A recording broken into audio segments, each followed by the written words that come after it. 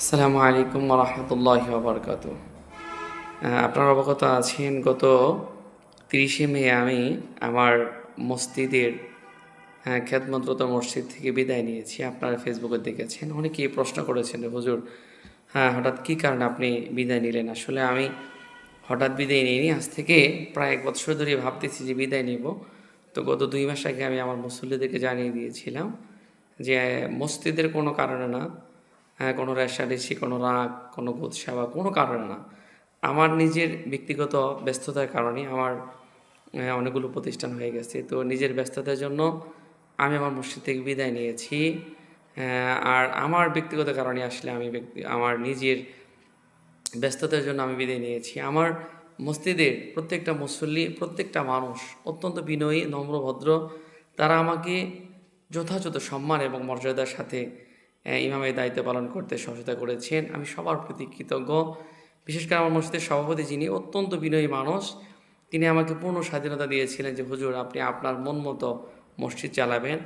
এই জন্য আমি 5ই আগস্টের আগে, 5ই আগস্টের পরে এবং বর্তমান সময়ে আমি বর্তমান প্রেক্ষাপট নিয়ে বেশি কথা বলেছি। তো সবচেয়ে ভালো লাগার বিষয় হচ্ছে, আমি প্রায় দীর্ঘ 5 বৎসর পরে আমি মসজিদ থেকে বিদায় নিয়েছি। এত সুন্দরভাবে তারা আমাকে বিদায় দিয়েছে, একটা সম্মানীয় তারা আমাকে করেছেন। এবং তাদের বিদায়টা ছিল প্রায় মানুষের চোখের মধ্যে পানি ছিল। আমার সভাপতি সাহেব আমাকে জড়ায় ধরে চিৎকার করে কান্না করেছে, মসজিদেও সে কান্না করেছে। আমার প্রবাসী ভাইয়েরা অনেকে আছেন, বিশেষ করে আমার বাবর মামা, মিলন ভাই, মাসুদ রানা ভাই, এরা প্রত্যেকে আমাকে অনেক ভালোবাসতো, যাদের পাঠানো টাকার মাধ্যমে মসজিদে এসি লাগিয়েছিলাম। তো সবার প্রতি আমি কৃতজ্ঞ। আমার নিজের ব্যস্ততার কারণে মূলত আমি মসজিদ থেকে বিদায় নিয়েছি। মসজিদের মানুষগুলো সত্যি, আমি আমার মসজিদের প্রত্যেকটা মুসল্লি আমাকে এতটা সম্মান দিয়েছে। বিশেষ করে আমার মুয়াজ্জিন সাহেব আমাকে যথেষ্ট হেল্প করেছেন। আমি ফজরের নামাজ, লম্বা দীর্ঘ মাহফিল, 3-4 মাস মাহফিল হয়, মাহফিলের সিজনে আমি ফজরের নামাজ যেতে পারি নাই, আমি এশার নামাজ যেতে পারি নাই। আমার মুসল্লিরা আমাকে কখনো কোনো দিনই আমাকে কখনো কোনো কিছু বলেনি। সবচেয়ে ভালো লাগার বিষয় হলো, আমি যখন নামাজে যাইতাম প্রত্যেকটা মুসল্লির সাথে মনে হইতো যে আমি তাদের নতুন মুসল্লি, এবং তারা আমাকে এত সম্মানের সাথে, এত বিনয়ের সাথে কথা বলতো। আমিও চেষ্টা করতাম তাদের সাথে সবসময় সম্মান দিয়ে কথা বলার জন্য। আপনারা জেনে অবাক হবেন, প্রায় দীর্ঘ 5 বৎসর আমি ছিলাম। এই 5 বৎসরের মধ্যে একটা দিন, একটা মিনিট, একটা মুহূর্ত কোনো মুসল্লির সাথে আমার রাগারাগি, কোনো রকম কোনো দলাদলি, কোনো রকম কোনো রেষারেষি আমার হয়নি। আমার প্রত্যেকটা মুসল্লি, আমি মনে করি হজরত বেলাল রাদিয়াল্লাহু তাআলা আনহুর সাথে নবীদের যেমন সম্পর্ক ছিল, সাহাবাই কেরামের সাথে নবীদের যেমন সম্পর্ক ছিল, ইমাম এবং মুয়াজ্জিনদের সম্পর্ক, আমার প্রত্যেকটা মুসল্লি ঠিক আমাকে ওরকম সম্মান, ভালোবাসা, আদর দিয়ে রাখছে।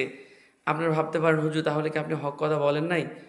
আপনারা আমার মসজিদের মুসল্লিদের সাথে কথা বলে দেখেন, আমি এমন কোনো কথা, এমন কোনো বিষয় নাই যে আমি আমার মসজিদে তুলে ধরি নাই। চেষ্টা করেছি বলার জন্য।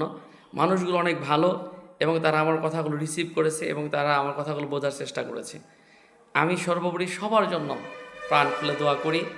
আসলে বিদায়টা আমার নিজের কারণে, এবং আমি যখন বিদায় নিয়েছি তখন আমার মুসল্লিরা আমাকে বলেছে, হুজুর আপনি বলেন আপনার কোনো সমস্যা আছে কি না, আপনার বেতন বাড়াইতে হবে কি না, বা আপনার কোনো সমস্যা বা কী জন্য এরকম করলেন। আমি সবাইরে বলছি, না, আমার কোনো সমস্যা নাই, আমার কোনো রাগ নাই, আমি আমার নিজের ব্যস্ততার কারণে আমি মূলত মসজিদ থেকে বিদায় নিয়েছি। আপনারা কেউ নেগেটিভ, আমি সবাইকে বলবো যে আপনারা আমার জন্য, আমার মুসল্লিদের জন্য সবাই দোয়া করবেন। আমি আমার মুসল্লিদের কাছে বিনয়ের সাথে ক্ষমা প্রার্থনা করতেছি। মসজিদও বলেছি, এখনও বলি, যদি কখনো কোনোভাবে কষ্ট দিয়ে থাকি আমার জন্য আমাকে ক্ষমার দৃষ্টিতে দেখবেন। আমি আমার মালিকের কাছে ক্ষমা চাই, আপনাদের সবার কাছে ক্ষমা চাই এবং সবার কাছে দোয়া চাই। আল্লাহ যেন দিনের জন্য কবুল করেন। আর আমার বিদায়টা যে হয়েছে, আপনারা ফেসবুকে দেখছেন, এত চমৎকার, এত সুন্দর বিদায়। আমার মনে হয় না যে খুব কম সংখ্যক ইমামই এত সম্মানের সাথে, এত সম্মানের সাথে বিদায় নিতে পারে। আমার যিনি সভাপতি, মসজিদে হাওয়া করে কাঁদছে, আমাকে বিদায় যখন দিয়েছে ধরে ধরে কাঁদছে। আমার মুয়াজ্জিন সাহেব, আমার প্রত্যেকটা মুসল্লির চোখে পানি দেখেছি আমি। তারা আমাকে এত সুন্দর করে বিদায় দিয়েছে এবং উল্লেখযোগ্য একটা সম্মানীয় তারা দিয়েছে। আমি আমার প্রত্যেকটা মুসল্লির প্রতি কৃতজ্ঞ। আমার প্রবাসী ভাইদের প্রতি আমি কৃতজ্ঞ। তারা আমি যাওয়ার পরে তারা মসজিদে এসি লাগিয়ে দিয়েছিল এবং তারা আমার বিভিন্ন সময় খোঁজখবর নিয়ে এসেছে। বিশেষ করে আমার বাবর মামা, মিলন ভাই, মাসুদ রানা ভাই, বাচ্চু ভাই থেকে শুরু করে প্রবাসী জামান সহ সবাই অত্যন্ত বিনয়ী এবং ভদ্র এবং ভালো। এই মসজিদটার জন্য আমি দোয়া করি, মুসল্লিদের জন্য দোয়া করি, আপনারা আমার জন্য দোয়া করবেন। প্রত্যেকটা মসজিদের ইমাম এবং মুসল্লির জন্য এরকম সম্পর্ক হয়। বিদায় তো নিতেই হবে, সেই বিদায়টা যেন আমার এই পাকুটিয়া ঝুনকাল মুসল্লিদের মতো হয়। তারা জুমার নামাজের পরে আনুষ্ঠানিকভাবে আমাকে বিদায় দিয়েছে সম্মানের সাথে এবং আমাকে উল্লেখযোগ্য একটা হাদিয়াও তারা দিয়েছেন। আমি আমার মুসল্লিদের জন্য দোয়া করি, আপনাদের সবার জন্য দোয়া করি, আপনারা আমার জন্য দোয়া করবেন। নিয়ত করেছি সামনে একটা শুধু জমা খতিবি নেওয়ার জন্য একটা নিয়ত করেছি। বিভিন্ন জায়গায় আলোচনা হচ্ছে, আমার জন্য দোয়া করবেন। আপাতত ইমামতি করতেছি না, আপাতত ইমামতি করার ইচ্ছা নেই। এখন মূলত নিয়ত করেছি যে আমি কোথাও শুধু জুমার দায়িত্ব পালন করার জন্য আমি নিয়ত করেছি। 5 ওয়াক্ত নামাজের অলরেডি কয়েকটা মসজিদ থেকে আমার কাছে আসছে, হুজুর আপনি আমাদের মসজিদে আসেন, আপনি আমাদের একটু সময় দেন। আমি বলছি না, আমি আর আমার 5 ওয়াক্ত নামাজের জন্য আপাতত এখন কোনো চিন্তা ভাবনা করতেছি না। এখন নিয়ত আছে শুধু একটা জুমা মসজিদ নেওয়ার জন্য। আপনারা খাস করে আমার জন্য দোয়া করবেন। আল্লাহ যেন আল্লাহর দিনের জন্য, আল্লাহর জন্য আমার কাজগুলো করার তৌফিক দান করে। আপনাদের দোয়ায় পাকুটা বাস স্ট্যান্ড একেবারে ওয়ালটন শোরুমের সামনে আমার আরাফ টাওয়ারে ইন্টারন্যাশনাল হেফস মাদ্রাসা হয়েছে। আল হিকমা মাদ্রাসা ফুলহারে, সেখানে একটা মাদ্রাসা হয়েছে। এরপরে বণিক সমুদ্রী দোতলা, ওইখানে একটা মাদ্রাসা হয়েছে। এবং আমি ইসলাম ফাউন্ডেশনের গোপালপুর জেলার 4 জন মডেল শিক্ষক, তার মধ্যে আমি একজন। আসলে নিজের ব্যস্ততার কারণেই মূলত মসজিদটা ছেড়ে দেওয়া। আমার মুসল্লিরা আমাকে বলছে, আমাকে রিকোয়েস্ট করছে যে হুজুর আপনি থাকেন।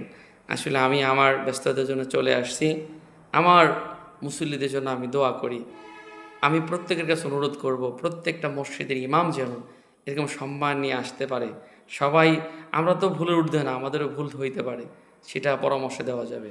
আমি মনে করি প্রত্যেকটা ইমামের যেন এরকম সম্মান এবং মর্যাদার সাথে বিদায় হয় এবং ইমাম সাহেব যেন এরকম আমার মতো লাইভে এসে মিডিয়াতে ফেসবুকে এসে বলতে পারে যে এলাকার মানুষগুলো অত্যন্ত ভালো ছিল, আমাকে সম্মান দিয়েছে, আমাকে আদর করেছে। সবার জন্য দোয়া এবং শুভকামনা রেখে আমি আমার অগোছালো কিছু কথা আপনাদের সাথে ব্যক্ত করলাম। সবাই ভালো থাকবেন, সুস্থ থাকবেন। আসসালামু আলাইকুম ওয়া রাহমাতুল্লাহি তাআলা ওয়া বারাকাতুহু।